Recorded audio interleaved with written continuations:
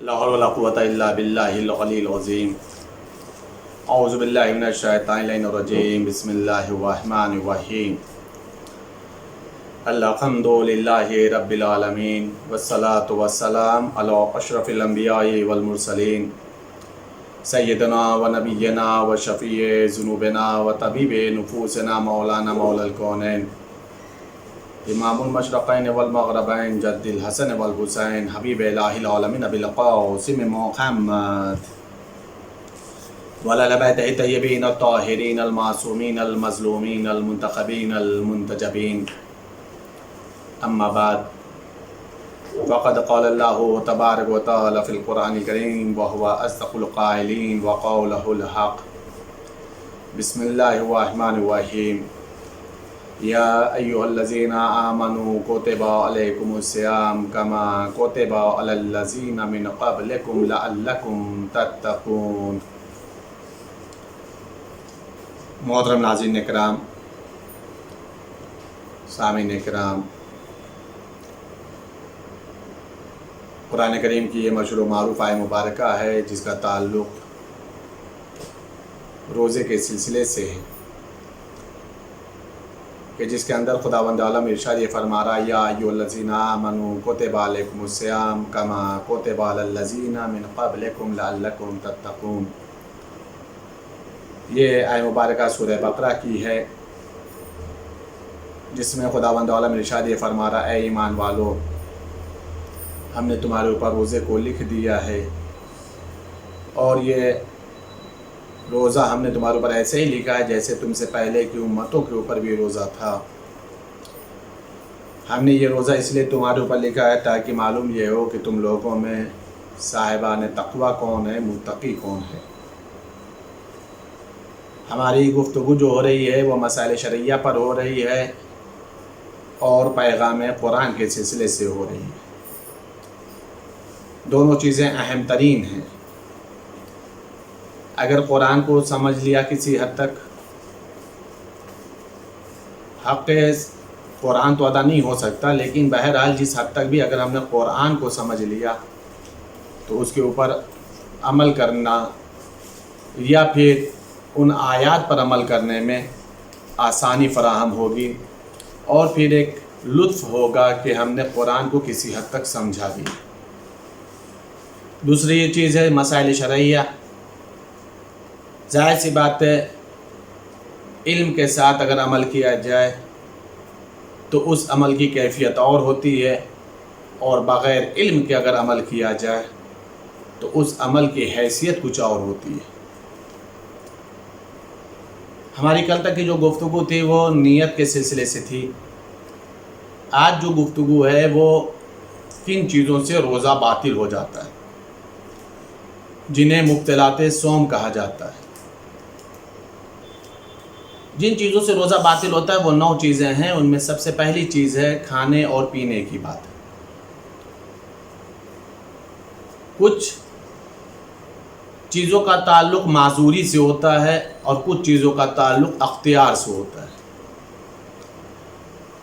معذوری کا اگر جہاں تک مسئلہ ہوتا ہے وہاں پر شریعت کسی حد تک چھوٹ دے دیتی ہے، رعایت دیتی ہے، لیکن اختیار کے مسئلے میں کہیں پر رعایت نہیں ہوتی. مثال کے طور پر اگر روزہ دار بھول کر کے کسی بھی چیز کو کھا یا پی لے رہا ہے تو چونکہ یہ بھول ہے، مجبوری ہے، اسے یاد نہیں رہا کہ وہ روزے سے اس نے کسی بھی چیز کو کھا لیا یا کسی بھی چیز کو پی لیا، تو ایسی حالت میں اس کا روزہ باطل نہیں ہے. لیکن وہی روزہ دار اس امر کی طرف متوجہ ہونے کے بعد کہ وہ روزے سے ہے اور اس کے بعد بھی کسی چیز کو جان بوجھ کر کے کھا لے یا پی لے، چاہے وہ چیزیں کھانے اور پینے والی ہوں یا کھانے اور پینے والی شمار نہ ہوتی، دونوں حالت میں اس کا روزہ باطل ہو جائے گا. کیوں؟ اس لیے کہ اس نے اختیاری طور پر جان بوجھ کر کے جان رہا ہے کہ وہ روزے سے، اس کے بعد بھی اس نے کھا لیا یا اس نے پی لیا. اس حالت میں اس کا روزہ باطل ہو جائے گا. حتیٰ کہ اگر اس نے حالت روزہ میں مسواک کر رہا ہے اور اس کے بعد اس نے ایک مرتبہ مسواک نکالنے کے بعد دوسری مرتبہ بھی پھر مسواک لیا اور اس کے بعد اس کی تری کو جان بوجھ کر کے نگل لے رہا ہے تو اس حالت میں بھی اس کا روزہ باطل ہو جائے گا، سوائے اس کے کہ وہ تری لعاب دہن سے اس طریقے سے مل جائے کہ اسے باہر کی تری نہ کہا جائے۔ اگر باہر کی تری کہی جائے گی یا باہر کی تری میں شمار ہوگا تو ایسی حالت میں اس کا روزہ باطل ہو جائے گا۔ اگر کوئی دمے کا مریض ہے، دمہ یعنی جس میں سانس لینے میں تکلیف ہوتی ہے، یہ جو مسئلہ ہے یہ آیت اللہ سستانی کے جدید فقہی مسائل میں ہے۔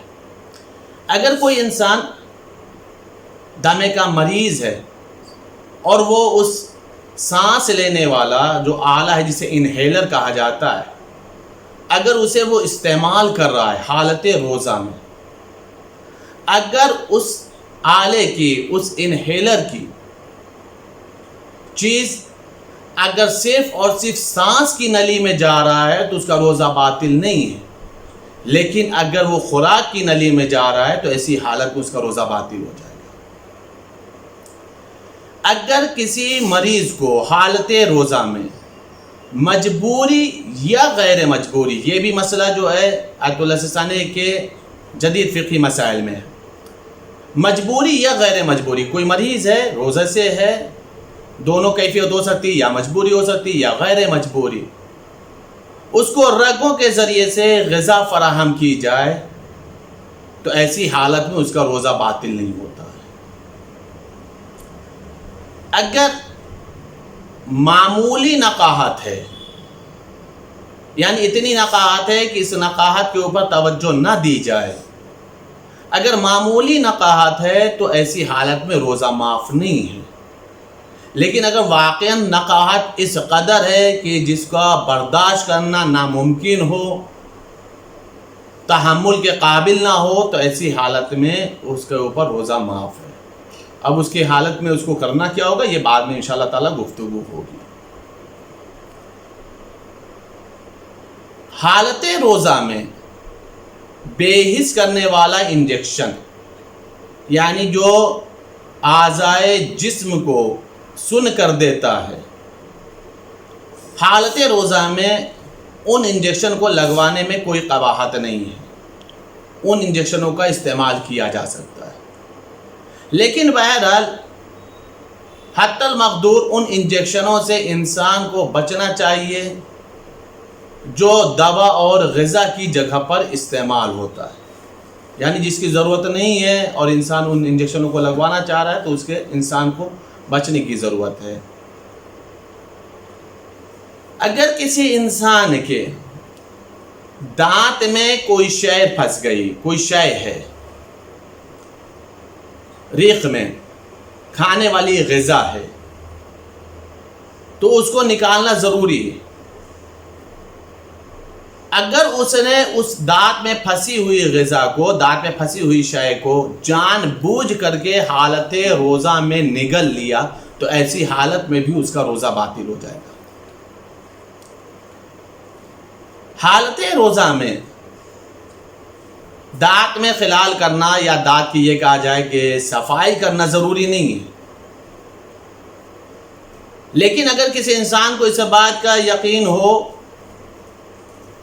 کہ اگر ہم نے صفائی نہیں کی تو دانت میں کوئی شے پھنسی ہوئی ہے، وہ دن میں کسی بھی وقت منہ میں آ جائے گی یا اس کو پھر ہم نگل لیں گے، تو ایسی حالت میں دانت کا خلال کرنا بھی ضروری ہے یا دانت کی صفائی کرنا بھی ضروری ہے۔ یہ وہ چیزیں ہیں کہ جو کھانے اور پینے سے مربوط ہیں، کہ اگر انسان حالت روزہ میں ہے تو اگر جان بوجھ کر کے کر رہا ہے تو ایسی حالت میں اس کا روزہ باطل ہو جائے گا، اور اگر بھول کر کے ہے یا جو مجبوری کی میں نے کنڈیشنز بتائی ہیں اگر وہاں پر ہے تو ایسی حالت میں اس کا روزہ کہیں پر معاف ہے، کہیں پر اس کا روزہ صحیح ہے۔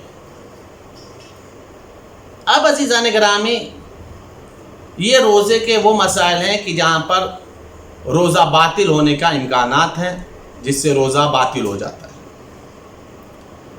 ساتھ ہی ساتھ ہماری جو گفتگو چل رہی ہے وہ اس مسئلے پہ بھی چل رہی ہے کہ ہم قرآن کو جو پڑھ رہے ہیں ساتھ ہی ساتھ قرآن کے میسج کو بھی سمجھیں، قرآن کے پیغام کو بھی سمجھیں۔ قرآن ایک الہی کتاب ہے، آخری کتاب ہے، الہامی کتاب ہے، اعجازی کتاب ہے، جو پیغمبر اکرم حضرت محمد مصطفیٰ صلی اللہ علیہ وآلہ وسلم کے اوپر خداوند عالم نے بطور معجزہ نازل کیا ہے۔ اس میں بہت سارے پیغامات ہیں، بہت سارے میسج ہیں۔ سب سے پہلی بات تو یہ کہ اس قرآن کریم میں انبیاء ما سبق کا بھی ذکر ہے، جناب آدم، جناب موسیٰ، جناب عیسیٰ وغیرہ، دیگر انبیاء کرام کا بھی ذکر ہے۔ لیکن ان انبیاء کرام کے ذکر کو ہم یہ نہ سمجھیں کہ وہ صرف اور صرف کہانی اور قصے یا رودات کے طور پر خداوند عالم نے اسے بیان کر دیا ہے، نہیں، بلکہ ان واقعات میں بھی خداوند عالم نے درس رکھا ہے، نصیحتوں کو رکھا ہے، پیغامات کو رکھا ہے۔ ان واقعات کے اوپر انسان سرسری طور پر نہ گزر جائے، بلکہ ان واقعات کے اوپر غور و فکر کرے، تدبر کرے، تفکر کرے، کیا نصیحتیں نکلتی ہیں، کیا میسج نکلتا ہے، کیا پیغام ملتا ہے، اس چیزوں کو سمجھنے کی ضرورت ہے۔ آج جو آیہ مبارکہ کے سلسلے سے ہمیں گفتگو کرنی ہے، اور جس آیہ مبارکہ کے اوپر ہمیں میسج کے طور پہ سمجھنا ہے کہ اس میں خداوند عالم کیا ارشاد فرما رہا ہے، یہ بھی قرآن کریم میں سورہ بقرہ کی آیہ مبارکہ ہے، اور سورہ بقرہ کی مشہور و معروف آیہ مبارکہ ہے۔ لیکن اس آیہ مبارکہ کے اندر خداوند عالم پیغام کیا دے رہا ہے، اس بات کو آپ محسوس کریے گا۔ ارشاد رب العزت ہو رہا ہے، بسم اللہ الرحمن الرحیم، وَإِن كُنتُم فِي رَيْبٍ مِّمَّا نَزَّلْنَا عَلَىٰ عَبْدِنَا فَأْتُوا بِسُورَةٍ مِّن مِّثْلِهِ وَادْعُوا شُهَدَاءَكُم مِّن دُونِ اللَّهِ إِن كُنتُم صَادِقِينَ فَإِن لَّمْ تَفْعَلُوا وَلَن تَفْعَلُوا فَاتَّقُوا النَّارَ الَّتِي وَقُودُهَا النَّاسُ وَالْحِجَارَةُ أُعِدَّتْ لِلْكَافِرِينَ۔ ارشاد رب العزت ہو رہا ہے، اور جو کچھ ہم نے اپنے بندے پر نازل کیا ہے، یعنی پیغمبر اکرم کے اوپر جو کچھ بھی خداوند عالم نے نازل کیا ہے، اگر اس میں تمہیں کچھ شک ہو تو ویسی ہی ایک سورہ تم بھی بنا کر لے آؤ۔ یہ ہے چیلنج، یہ ہے تحدی۔ یہ خداوند عالم قیامت تک کے انسانوں کو چیلنج کر رہا ہے کہ اگر تمہیں اس میں شک و شبہ نظر آ رہا ہے تو اس کے برابر میں کوئی ایک سورہ لے آؤ، اور اگر تم سچے ہو تو خدا کے سوا اور اپنے سب لوگوں کو بلا لو۔ یعنی تم اگر اکیلے پڑھ رہے ہو تو اس تنہائی کو بھی دور کر لو، اکیلے نہیں بلکہ اجماعی طور پر سب کو، جہاں تک تم بلا سکتے ہو، خداوند عالم کو چھوڑ کر کے سب کو بلا لو، اور اس کے بدلے میں تم ایک سورہ لے آؤ۔ پھر اس کے بعد خداوند عالم کہتا ہے اگر تم ایسا نہ کرو اور ہرگز نہیں کر سکو گے تو اس آگ سے بھی ڈرتے رہو جس کے ایندھن آدمی ہیں اور پتھر ہیں، خاص کر خداوند عالم نے کافروں کے لیے ہی تیار کی ہے۔ یہ ہے خداوند عالم کی قرآن کریم کے سلسلے سے آیہ مبارکہ، جس میں خداوند عالم نے چیلنج بھی کیا ہے، انسان کو دعوت بھی دی ہے کہ اگر تمہیں اس کے بارے میں شک ہے تو اس کے بارے میں ایک سورہ لے کر کے آؤ۔ اس کے بعد خداوند عالم خود ہی انسان کی کمزوری کو ذکر کر رہا ہے، ہرگز تم یہ نہیں کر سکتے، قطعاً نہیں کر سکتے ہو۔ پھر خداوند عالم ڈرا رہا ہے، کس چیز سے ڈرا رہا ہے؟ جہنم کی آگ سے ڈرا رہا ہے، جس کے ایندھن انسان اور پتھر ہیں۔ یعنی جہنم میں کون جلائے جائے گا؟ انسان جلائے جائیں گے اور پتھر جلائے جائیں گے۔ اب انسان، اس آیہ مبارکہ سے میں سے سمجھیے گا محترم ناظرین اکرام، انسان کے دل میں خوف خدا کتنا ہے، انسان کے دل میں خوف پروردگار کتنا ہے، انسان نے کس حد تک اپنے قلب میں اللہ کا غضب بیٹھا رکھا ہے کہ وہ اللہ کے غضب سے ڈرتا ہے۔ انسان جہنم سے کتنا ڈرتا ہے، انسان قبر کے عذاب سے کتنا ڈرتا ہے، انسان فحشاء قبر سے کتنا ڈرتا ہے، انسان اپنے نامہ اعمال کے بارے میں کیوں نہیں غور و فکر کرتا؟ اس لیے کہ نامہ اعمال کی دو کیفیت کو اللہ نے بیان کیا ہے قرآن کریم میں، یا تو دائیں ہاتھ میں دیا جائے گا یا بائیں ہاتھ میں دیا جائے گا، اور خود ہی اللہ نے فیصلہ بھی کیا ہے جنہیں دائیں ہاتھ میں دیا جائے گا وہ لوگ کامیاب ہوں گے۔ کیا کسی انسان نے اس بات پہ غور و فکر کیا ہے کہ وہ اتنا مطمئن ہے کہ اسے دائیں ہاتھ میں ہی نامہ اعمال ملے گا؟ وہ فلاح یافتہ ہے، وہ جہنم میں نہیں جلایا جائے گا، وہ جہنم کا ایندھن نہیں بنے گا، وہ جنت میں چلا جائے گا۔ کیا کسی انسان کو اللہ نے پروان نجات دے دیا ہے؟ اگر پروان نجات نہیں ملا ہے، اگر اسے ابھی تک جنت کی خوشخبری نہیں دی گئی ہے، تو پھر یہ انسان کیوں خواب غفلت میں ہے؟ یہ انسان اللہ کے اطاعت میں آگے کیوں نہیں بڑھتا؟ یہ انسان کھلم کھلا گناہ کبیرہ کیوں انجام دیتا ہے؟ یہ انسان یہ رمضان المبارک سے فائدہ کیوں نہیں اٹھاتا؟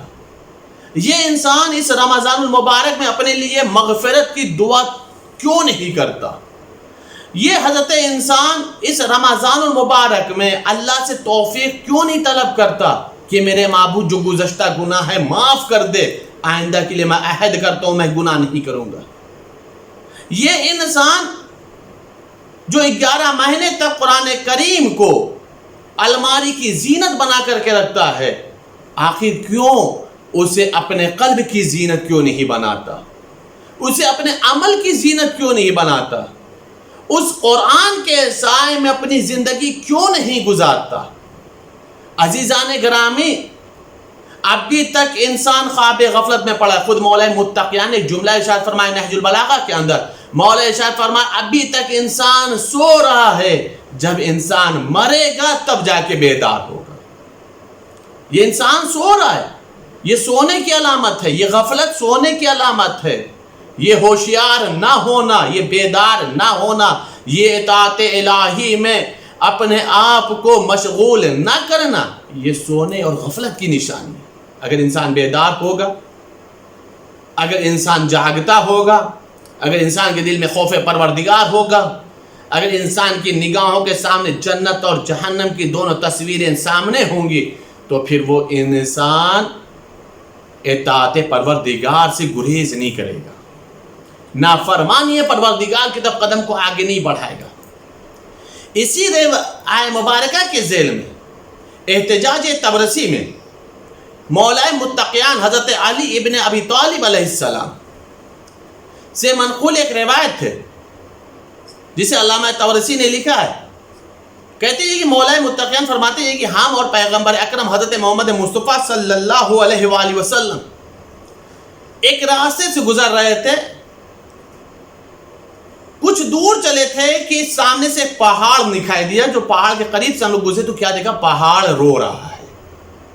یہ خود اپنے آپ میں سوچنے اور سمجھنے کا مقام ہے، لمحہ فکریہ ہے کہ پہاڑ کے رونے کو بھی امام دیکھتا بھی ہے، اس کی اشکوں کو سمجھتا بھی ہے کہ یہ پہاڑ اشکبار ہو رہا ہے، پہاڑ گریہ و زاری میں مبتلا ہے، پہاڑ رو رہا ہے۔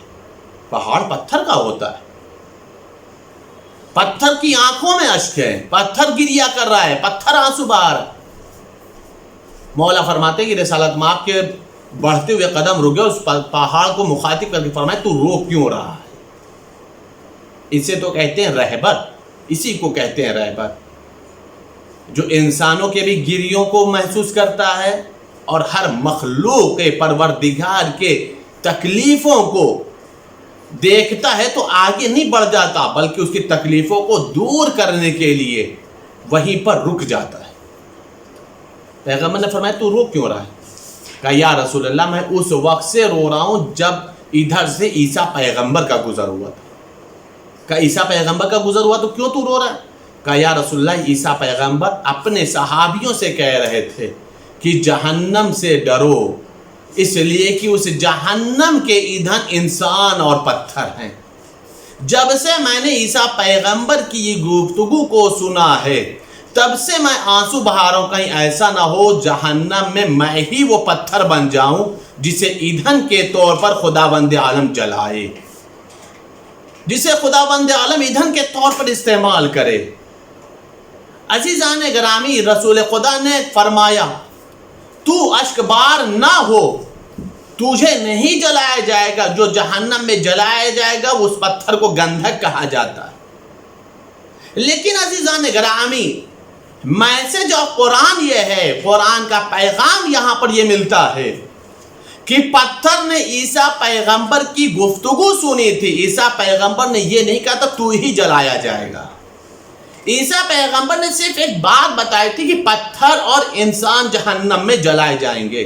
عیسیٰ پیغمبر نے یہ نہیں کہا تھا کہ تو جلایا جائے گا. لیکن اس پتھر نے سنا, اس پہاڑ نے سنا, تو اس کے اندر خوف خدا, عذاب پروردگار, غضب پروردگار اتنا بیٹھ گیا کہ اتنے 100 سال سے, اتنے طویل عرصے سے وہ اشک بار ہے. عزیزان گرامی, کیا اب بھی ہمیں درس نہیں لینا چاہیے؟ اب بھی ہمیں سبق نہیں لینا چاہیے؟ اب بھی ہمیں نہیں سمجھنا چاہیے کہ پتھر غضب پروردگار پہ اشک بار ہو رہا ہے, لیکن یہ بشر ہے, یہ اولاد آدم ہے, یہ حضرت انسان ہے جو گناہ کرنے کے بعد بھی شرمندہ نہیں ہوتا, جو گناہ کرنے کے بعد بھی توبہ کے نام پر بھی آنسو نہیں بہاتا, جو گناہ کرنے کے بعد بھی شرمندگی کے نام پر بھی اپنے سروں کو نہیں جھکاتا. عزیزان گرامی, اگر ہم قرآن پڑھ رہے ہیں تو ان رعایتوں کے اوپر ہمیں غور و فکر کرنا چاہیے, ان آیات کے اوپر رک کر کے اللہ کی بارگاہ میں توبہ کرنا چاہیے. میرے معبود, ہم لوگوں کو جہنم کا ایندھن نہ بننے دینا. میرے معبود, ہم لوگوں کے گناہوں کو دنیا ہی میں معاف کر دے. میرے معبود, ماہ رمضان المبارک ہے, اس مبارک مہینے کے طفیل میں جتنے بیمار ہیں ان سب کو شفاء کلی عطا فرما, ان سب کو صحت کاملہ عطا فرما. میرے معبود, جو بے اولاد انہیں صاحب اولاد بنا, جو بے مکان انہیں صاحب مکان بنا. میرے معبود, تمام مرحومین کی مغفرت فرما, ہم لوگوں کی تمام دعاؤں کو, اعمالوں کو قبول فرما, ہم سب کے گناہوں کو معاف فرما. میرے معبود, امام زمانہ کے ظہور میں تعجیل فرما, ہم سب کو ان کے اعوان و انصار میں شمار فرما. کرونا وائرس جیسی وبا کو میرے معبود امام زمانہ کے تصدق میں ختم فرما, اور اس وبائی مرض سے تمام امام زمانہ کے چاہنے والوں کو, محبان اہل بیت کو محفوظ رکھ, ان کو سلامتی عطا فرما. اللہم تقبل منا انک انت السمیع العلیم بحق محمد وآلہ الطاہرین.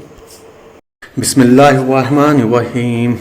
اللہم انی افتتح الثناء بحمدک وانت مسدد للثواب بمنک وایقنت انک انت ارحم الراحمین فی موضع العفو والرحمت واشد المعاقبین فی موضع النکال والنقمت واعظم المتجبرین فی موضع الکبریاء والعظمہ. اللہم اذن لی فی دعائک و مسئلتک فاسمع یا سمیع مدحتی و عجب یا رحیم دعوتی واقل یا غفور اسرتی. فکم یا الہی من قربت قد فرجتها و هموم قد کشفتها و اسرت قد اقلتها و رحمت قد نشرتها و حلقت بلاء قد فککتها. الحمد للہ الذی لم یتخذ صاحبة ولا ولد ولم یکن له شریک فی الملک ولم یکن له ولی من الذل وکبرہ تکبیرا. الحمد للہ بجمیع محامدہ کلہا علی جمیع نعمہ کلہا. الحمد للہ الذی لا مضاد له فی ملکہ ولا منازع له فی امرہ. الحمد للہ الذی لا شریک له فی خلقہ ولا شبیہ له فی عظمتہ. الحمد للہ الفاش فی الخلق امرہ وحمدہ ظاہر بالکرم مجدہ الباسط بالجود یداہ الذی لا تنقص خزائنہ ولا تزیدہ کثرت العطاء الا جودا وکرمہ انہ هو العزیز الوہاب. اللہم انی اسألک قلیلا من کثیر ما حاجت بی الیہ عظیمت وغناک عنہ قدیم وہو عندی کثیر وَهُوَ عَلَيْكَ سَهْلٌ يَسِيرٌ. اللہم ان عفوک عن ذنبی وتجاوزک عن خطیئتی وصفحک عن ظلمی وسترک علی قبیح عملی وحلمک عن کثیر جرمی عند ما کان من خطائی وعمدی. اطمعانی فی ان اسألک ما لا استوجب منک الذی رزقتنی من رحمتک وَأَرَيْتَنِي مِنْ قُدَّتِكَ وَعَرَّفْتَنِي مِنْ إِجَابَتِكَ فَصِرْتُ أَدْعُوكَ آمِنًا وَأَسْأَلُكَ مُسْتَانِسًا لَا خَائِفًا وَلَا وَجِلًا مُدِلًّا عَلَيْكَ فِيمَا قَصَدْتُ فِيهِ إِلَيْكَ فَإِنْ أَبْطَأَ عَنِّي أَتَبْتُ بِجَهْلِي عَلَيْكَ وَلَعَلَّ الَّذِي أَبْطَأَ عَنِّي هُوَ خَيْرٌ لِعِلْمِكَ بِعَاقِبَةِ الْأُمُورِ. فلم أرى مولا كريما أصبر على عبد لئيم منك علي يا رب إنك تدعوني فأولي عنك وتتحبب إلي فتبغض إليك وتتودد إلي فلا أقبل منك كأن لي التطول عليك فلم يمنعك ذلك من الرحمة لي والإحسان إلي والتفضل علي بجودك وكرمك فارحم عبدك الجاهل وجد عليه بفضل إحسانك إنك جواد كريم. الحمد لله مالك الملك مجري الفلك مسخر الرياح فالق الإصباح ديان الدين رب العالمين. الحمد لله على حلمه بعد علمه والحمد لله على عفوه بعد قدرته والحمد لله على طول أناته في غضبه وهو قادر على ما يريد. الحمد لله خالق الخلق باسط الرزق فالق الإصباح ذي الجلال والإكرام والفضل والإنعام الذي بعد فلا يرى وقرب فشهد النجوى تبارك وتعالى. الحمد لله الذي ليس له منازع يعادله ولا شبيه يشاكله ولا زهير يعازده قهر بعزته الأعزاء وتواضع لعظمته العظماء فبلغ بقدرته ما يشاء.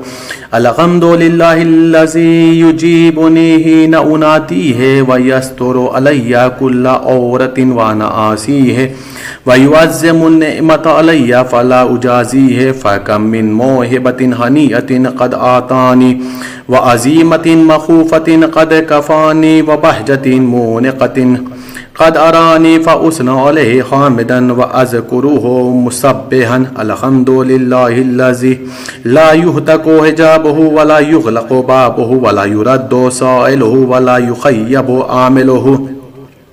الحمد لله الذي يؤمن الخائفين وينجي الصالحين ويرفع المستضعفين ويزاء المستكبرين ويهلك ملوكا ويستخلف آخرين. والحمد لله قاسم الجبارين مبير الظالمين مدرك الحاربين نقال الظالمين صريخ المستسرقين موضع حاجات الطالبين معتمد المؤمنين. الحمد لله الذي من خشيته ترعد السماء وسكانها وترجف الأرض وأمارها وتموج البحار ومن يسبح في غمراتها. الحمد لله الذي هدانا لهذا وما كنا لنهتدي لولا أن هدانا الله. الحمد لله الذي يخلق ولم يخلق ويرزق ولا يرزق ويطعم ولا يطعم ويميت الأحياء ويحيي الموتى وهو حي لا يموت بيده الخير وهو على كل شيء قدير. اللهم صل على محمد عبدك ورسولك وأمينك وصفيك وحبيبك وخيرتك من خلقك وحافظ سرك ومبلغ رسالاتك أفضل وأحسن وأجمل وأكمل وأزكى وأنمى وأطيب وأطهر وأسنى وأكثر ما صليت وباركت وترحمت وتحننت وسلمت على أحد من عبادك وأنبيائك ورسولك وصفوتك وأهل الكرامة عليك من خلقك. اللهم وصل على علي أمير المؤمنين ووصي رسول رب العالمين عبدك ووليك وأخي رسولك وحجتك على خلقك آياتك الكبرى ونبأ العظيم. وصل على الصديقة الطاهرة فاطمة سيدة النساء العالمين. وصل على سبط الرحمة وإمام الهدى الحسن والحسين سيد شباب أهل الجنة. وصل على أئمة المسلمين علي بن الحسين ومحمد بن علي وجعفر بن محمد وموسى بن جعفر وعلي بن موسى ومحمد بن علي وعلي بن محمد والحسن بن علي والخلف الهادي المهدي حججك على عبادك وأمنائك في بلادك صلاة كثيرة دائمة اللهم وصل على ولي أمرك القائم المؤمل والعدل المنتظر وحفه بملائكتك المقربين وأيده بروح القدوس يا رب العالمين. اللهم اجعله الداعي إلى كتابك والقائم بدينك استخلفه في الأرض كما استخلفت الذين من قبله. مكن له دينه الذي ارتضيته له. أبدله من بعد خوفه أمنا يعبدك لا يشرك بك شيئا. اللهم أعزه وأعزز به وانصره وانتصر به وانصره نصرا عزيزا وافتح له فتحا يسيرا واجعل له من لدنك سلطانا نصيرا. اللهم أظهر به دينك وسنة نبيك حتى لا يستخفي بشيء من الحق مخافة أحد من الخلق. اللهم إنا نرغب إليك في دولة كريمة تعز بها الإسلام وأهله وتذل بها النفاق وأهله وتجعلنا فيها من الدعاة إلى طاعتك والقادة إلى سبيلك وترزقنا بها كرامة الدنيا والآخرة. اللهم ما عرفتنا من الحق فحملناه وما قصرنا عنه فبلغناه. اللهم المم به شاسنا واشعب به صدعنا وارتق به فتقنا وكسر به قلتنا وعزز به ذلتنا واغن به عائلنا واقض به عن مغرمنا وجبر به فقرنا وسد به خلاتنا ويسر به أسرنا وبيئز به وجوهنا وفك به أسرنا وأنجه به طلبتنا وأنجز به مواعيدنا واستجب به دعوتنا وآتنا به سولنا وبلغنا به من الدنيا والآخرة أعمالنا وآتنا به فوق رغبتنا يا خير المسؤولين وأوصى الموتين.